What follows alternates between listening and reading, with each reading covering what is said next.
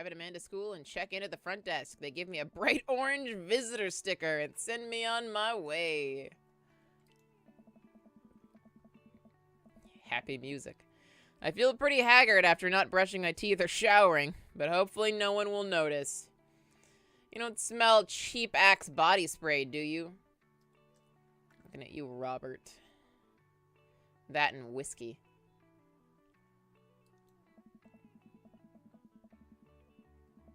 I check my watch and am relieved to see that I'm only 2 minutes late. Wait, was it room 103 or 108? I spot a youth standing at his locker and approach him for help. Excuse me, do you know where Mr. Vega's classroom is? The youth turns around and looks me up and down with heavily lined eyes. Sigh. Come on, kid, I'm late for a meeting. Mr. Who? Mr. Vega. I don't know. Have you tried the exit? Okay, wise guy. You gonna help me or not? Sigh. Fine. Up those stairs to the left. Can't miss him. Head up the stairs and walk around, unable to find Mr. Vega's class anywhere. After a couple of minutes searching, I head back downstairs. That punk youth sent me on a wild goose chase. I get back to where that low-rent Gerard Way is standing, fully ready to give him a piece of my mind when suddenly a head pops out of the classroom next to his locker. Oh. Lucian, don't you have a third period to get to? Sigh. Fine, Mr. Vega. Oh. Wow. Now I'm officially 10 minutes late. I glare at him as he walks away. I like whiskey and tequila. I, though, prefer whiskey, vodka. I think tequila's for bitches. It's not strong enough for me. I glare at him as he walks away. I like tequila and margaritas. Mr. Vega seems like, honestly, he seems too chill for me. Like, he looks normal. Kind of plain to me. Or not cool. You must be handsome. This period's almost over. Would you mind waiting in the back? Oh. I was led astray by that low-rent Gerard Way. Mr. Vega leads me in and I take a seat in one of the comically small students' desks in the back. I might get stuck in this.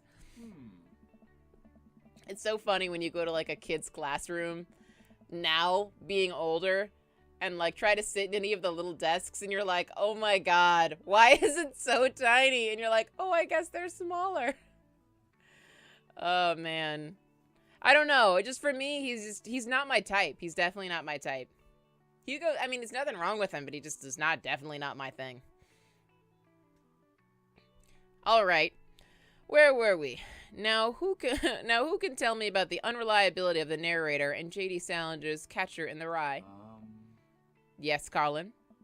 Colin stands up and does the thing where he blows into the crook of his elbow to make a fart noise. Oh. The whole class erupts in laughter. All right, everybody. Very funny. Colin, please sit down.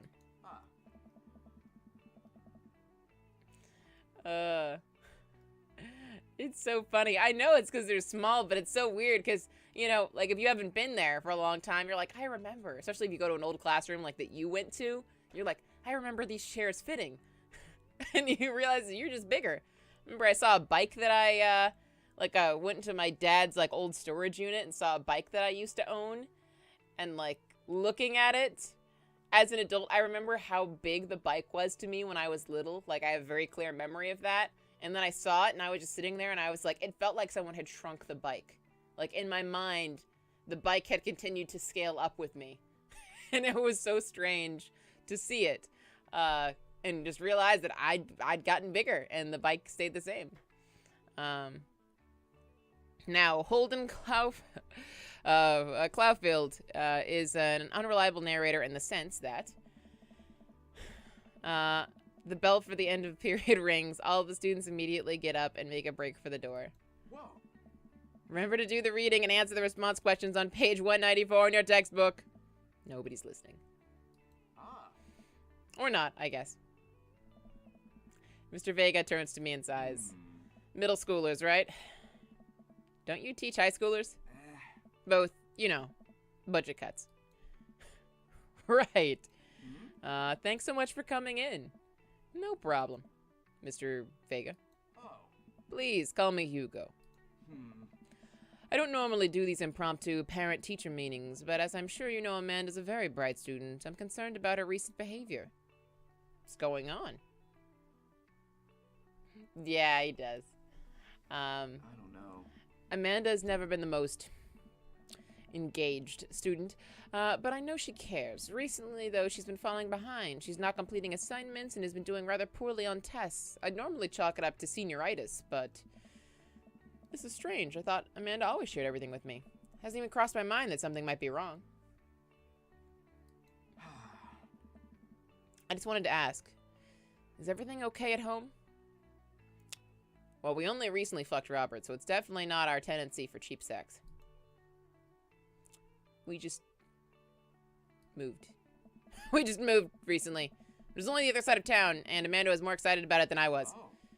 See if you can talk to her about it. I know she values you a great deal, and would appreciate your guidance if she keeps heading down this road. I know how important art school is to her, and I would hate to see her miss out on scholarship money that she clearly deserves. I'll make sure to talk to Amanda. Thanks for letting me know, Hugo. Anytime. On the way out, I stopped, thinking for a moment. I turned to Hugo. Hey, Hugo. Yes? They ever catch that rye? Oh. Yes. Wow, we didn't even bother. Oh, man. Leave the classroom and make my way out of the school. I'm still a little bit in shock that Amanda was able to hide this so well from me. She's always been such a force for positivity in my life, especially after we lost her mother. Amanda must be done with classes for the day by now. I'm sure she would appreciate a ride home, and maybe I can talk to her about what's going on. I pull up to the carpool, and Amanda hops in the passenger seat. So, did you have fun gossiping about me? Mr. Vega and I actually just gossiped about our celebrity crushes. It's kind of funny. Like, we didn't even actually do anything, and apparently, like, it was just automatic to hit on Hugo. Or at least a flirt, I suppose. So you talked about Mario Batali the whole time? Oh, no. It was a very productive meeting. I'm pretty hungry. Can we grab some dinner? Sure thing. Go to the mall food court. Does that sound good to you? Yeah, sure. I mean, I don't feel like cooking. Why the mall? Jeez, can't a dad take his daughter to the mall? Will you buy me things? I will buy you a thing. Singular. Sounds like a deal to me. We drive in silence for a short while. Amanda plays the game on her phone. I should say something. You know, sometimes when a kid gets older, they find that they have to keep things hidden from their parents. And that's okay, because sometimes that's what kids do. And that's okay. But also sometimes it's good to have parents' perspective, because, you know, maybe the parents also have dealt with similar situations.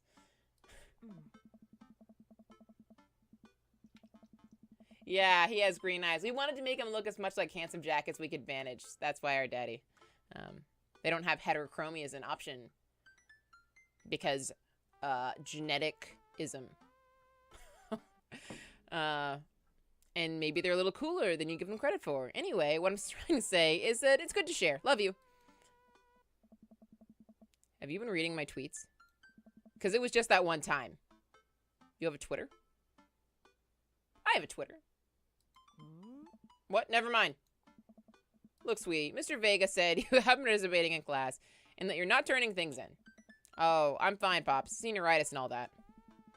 I thought you liked Mr. Vega's class. It's fine. He's fine. We pull up to a stoplight and I eye Amanda. She's still texting. I want you to know that you can talk to me about anything.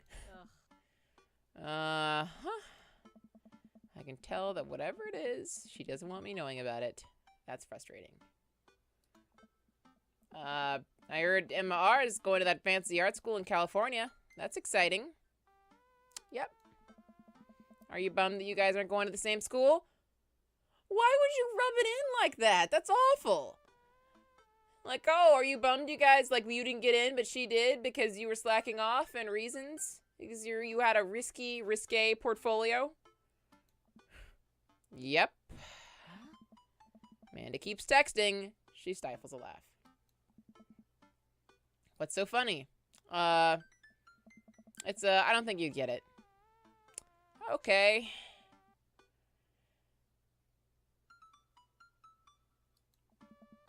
Who you texting?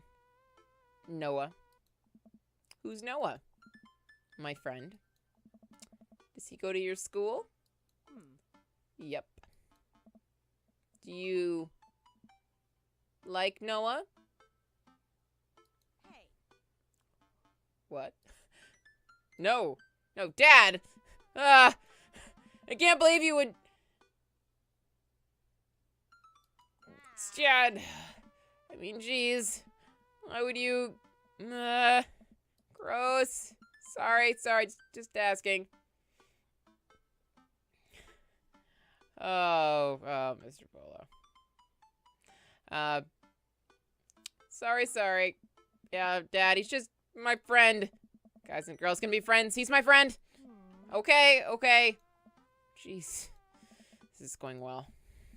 Well, good talk. Love you, kiddo. She leans forward and turns up the radio. I guess that conversation is over. To the mall, then. We are at the mall in a big indoor shopping center with a couple different floors. It's kind of dead, but that doesn't stop the mall security guard from yelling at a group of loitering teens. Let's see something disgusting for dinner. Hell yeah! Language, Missy. Heck yeah? Better. We approach the food court and evaluate our options. There's greasy restaurant after greasy restaurant. My heart burns just looking at the menus. Nobody looks happy to be here. What are you in the mood for? Bread dipped in sugar? Bread with cheese on it?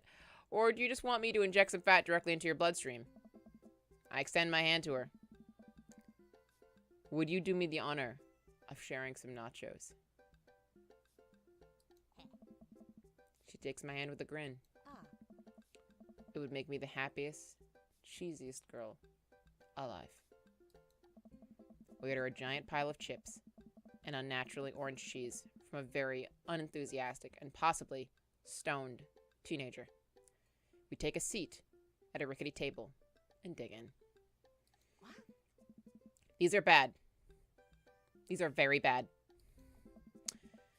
But also strangely delicious. We have to eat through the pain. We enjoy the fluorescent cheesy goodness together until we're all out of nachos.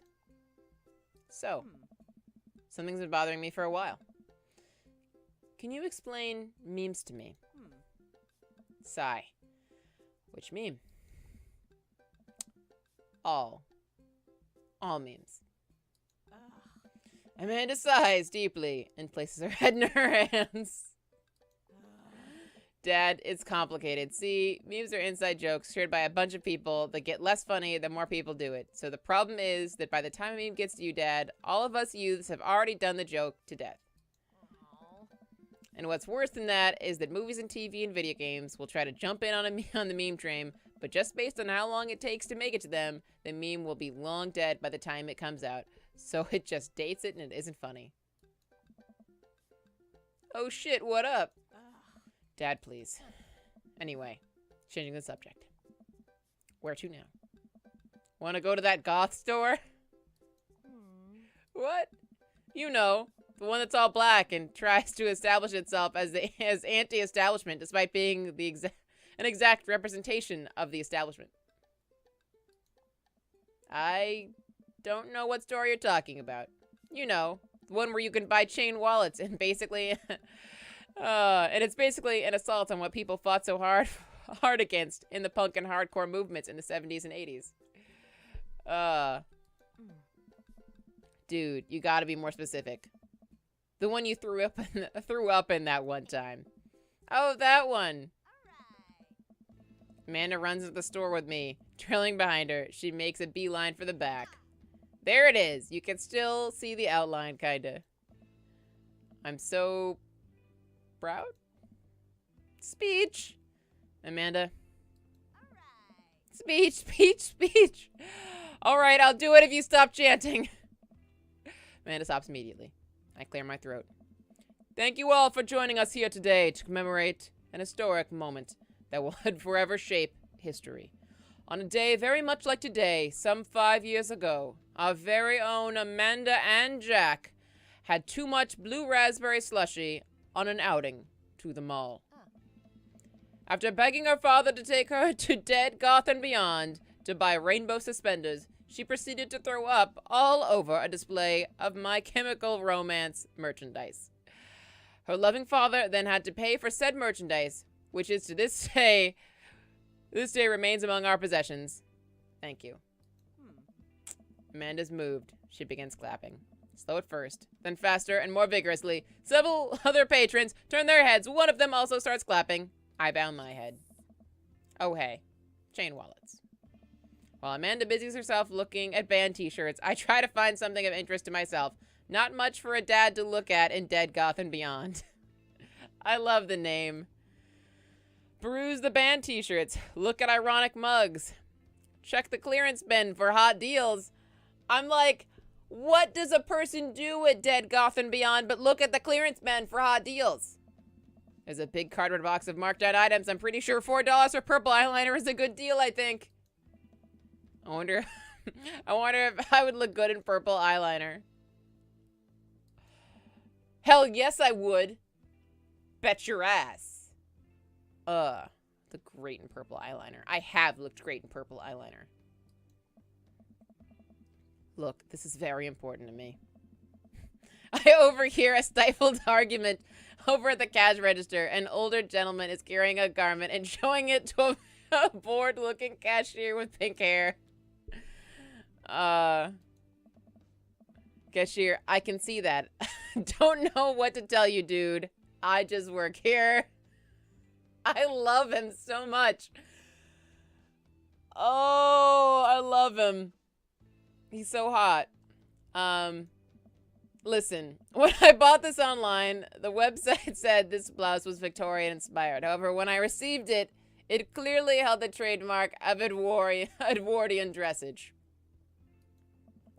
Do you want a coupon? I can give you a coupon. Will you leave if I give you a coupon? Oh.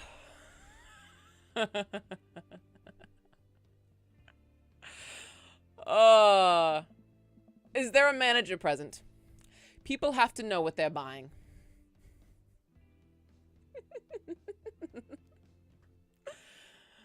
Oh. I am the manager. I see. Well, it would seem that I have outstayed my welcome. Good day, shopkeep. Your superiors will receive a strongly worded letter by post. Whatever, dude. The man whirls around and storms out, his literal coattails trailing behind him. I can't tell if they're Victorian-inspired or Edwardian in nature. Amanda drops up to me with a t-shirt in her hand. Oh boy, here it comes. Hey, Dadtron 5000. Yes, I'll buy it for you. Wow, that was easy. Thanks. At least it's only one this time. Amanda plops the shirt on the counter and grins at the cashier. I love your hair. The cashier says nothing and rings Amanda up, radiating hatred. I hand her a 20. So what was that guy's deal? Cashier rolls his eyes so hard, I'm worried she'll pull something. That's Damien. He's in here all the time. He's obsessed with Victorian fashion or whatever. She hands Amanda her bag, and it's clear the conversation is over. We make our way out of the store and head home to get some rest. Amanda and I sit on the couch trying to find something to watch over bowls of ice cream. Oh, I love Damien. I love him. Amanda and I sit on the couch trying to find something. Okay, so there's oh cool, Long Haul Paranormal Ice Road Ghost Truckers is on. Your favorite, right? Oh hell yes. They have to make it over the Canadian tundra before the ice road melts, but but also their hunting goes. No, Lady Clay, we have to hit that. We have to hit it so hard. Also the trucks are haunted. This is an episode I've already seen, but it's one of the best. Callum and Flint Dogbone, the twin brother truck driving and ghost hunting duo find themselves in the greatest peril yet. Oh no, the ghost stunt got control of the truck. I can't steer them there, damn ice roads. Let me use this EVP meter to try and communicate with the spirits. Flint, we're about to die. I almost got up. You listen carefully. It sounds like you're saying you're gonna die. That's because we're about to die. This is art. The episode ends. Amanda excused herself to go and start arguments on the internet. I stay up a little longer, curious about the exploits of Callum and Flint. Callum and Flint Dogbone. I don't know why I don't want to put those words together. After their disastrous ice road accident. Afterward, I crawl into bed and get a good night's sleep.